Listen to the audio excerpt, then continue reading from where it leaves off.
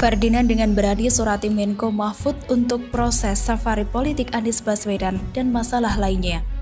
Sebelum kita lanjut, jangan lupa subscribe dan aktifkan lonceng notifikasinya agar Anda menjadi yang pertama mendapatkan informasi terbaru dari Metropolitik. Gubernur DKI Jakarta Anies Baswedan yang sering disebut gubernur rasa presiden kini mulai percaya diri untuk maju ke Pilpres 2024 nanti. Seperti yang kita telah ketahui bersama, beberapa hari yang lalu Anies Baswedan sedang rajin-rajinnya melakukan kunjungan kerja ke luar Jakarta, seperti halnya yang Anies Baswedan lakukan di Jawa Tengah dan juga Jawa Timur. Bahkan terbaru, hari ini 30 April 2021, Gubernur DKI Jakarta Anies Baswedan akan melakukan serangkaian kunjungan kerja ke 4 pulau di Kepulauan Seribu. Anies berangkat menuju Kepulauan Seribu dari Dermaga 18 Marina Ancol Jumat pagi. Rencananya, Anies melakukan kunjungan kerja atau kunker di Kecamatan Kepulauan Seribu Utara, yakni di Pulau Pramuka, Pulau Kelapa II, Pulau Kelapa, dan Pulau Sabira. Banyak spekulasi baik pro maupun kontra yang dikeluarkan oleh berbagai pihak menyikapi rajinnya Anies Baswedan sebagai Gubernur DKI Jakarta yang melakukan kunjungan kerja ke berbagai daerah di luar Jakarta tersebut. Seperti yang dilakukan oleh Partai Gerindra yang menilai kunjungan Gubernur DKI Jakarta Anies Baswedan ke sejumlah wilayah Jawa Tengah dan juga Jawa Timur bukan merupakan safari politik, melainkan kunjungan kerja biasa. Anggota fraksi Partai Gerindra DPRD DKI Jakarta Syarif mengatakan kunjungan kerja Anies yang menemui Khofifah itu tak perlu dinilai secara politis. Ia juga menduga pertemuan tersebut tidak membahas peluang maju pada Pilpres 2024. Syarif juga menegaskan kunjungan kerja seperti itu bukan masalah. Menurutnya sebagai kepala daerah, Anies pasti bisa mengatur waktu dengan baik. Ia meyakini kunjungan kerja Anies ke beberapa daerah itu tidak mengganggu pekerjaannya di Jakarta. Berbeda dengan anggota DPRD DKI Jakarta dari PSI, William Aditya Sarana yang justru mengeluarkan kritikannya kepada Gubernur DKI Jakarta Anies Baswedan yang melakukan kunjungan kerja ke Jawa Timur dan juga Jawa Tengah beberapa waktu lalu. William menyebut jika Anies Baswedan dinilai sudah sibuk melakukan safari politik pada akhir masa jabatannya pada 2022